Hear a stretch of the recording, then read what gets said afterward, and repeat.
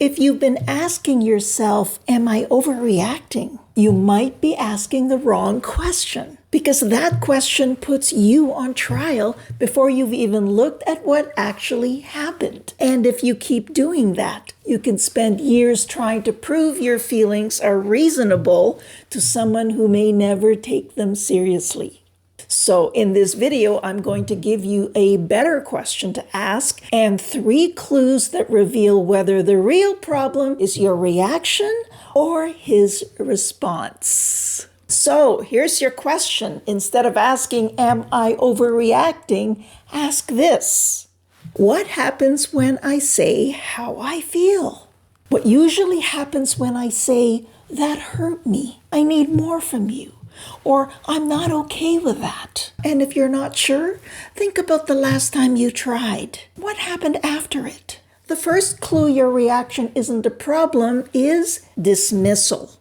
When you say how you feel, does he say things like, you're too sensitive, that's not a big deal, you always make everything a problem, or I can't say anything around you now? If that's what happens, it doesn't automatically mean you've overreacted. It may mean your feelings are being treated like something to shut down, not something to understand. Because in a healthy relationship, your partner may not agree with everything you say, have a different perspective for sure. He may need a minute, but he should still be able to care that something hurt you.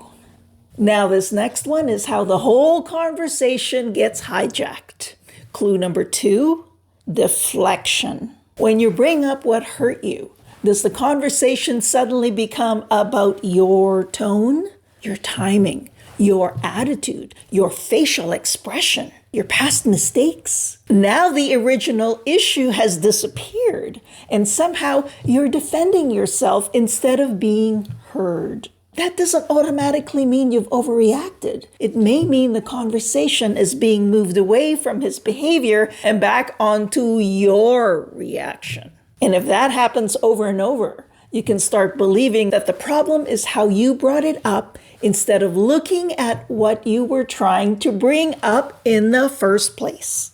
Now, this last one is where it starts to mess with your head. The third clue that your reaction isn't a problem is self-blame. This one is big. When you say how you feel, do you end up being the one who apologizes? I'm sorry I brought it up. I'm sorry I made you feel bad. I shouldn't have said anything. I guess I'm just emotional. But ask yourself, were you apologizing because you actually did something wrong? Or were you apologizing because his reaction made you feel unsafe? You may have learned that peace comes back faster when you take the blame. And that's exactly how a woman can end up asking, am I overreacting? When the better question is, why do I feel so unsafe telling the truth? The goal is to notice the pattern. And if this is hitting something deeper in you, consider subscribing to this channel, because clarity is what I do here. I also made a video that helped thousands of women see if their marriage is missing a key element. So watch this respect test video next. I'll see you there.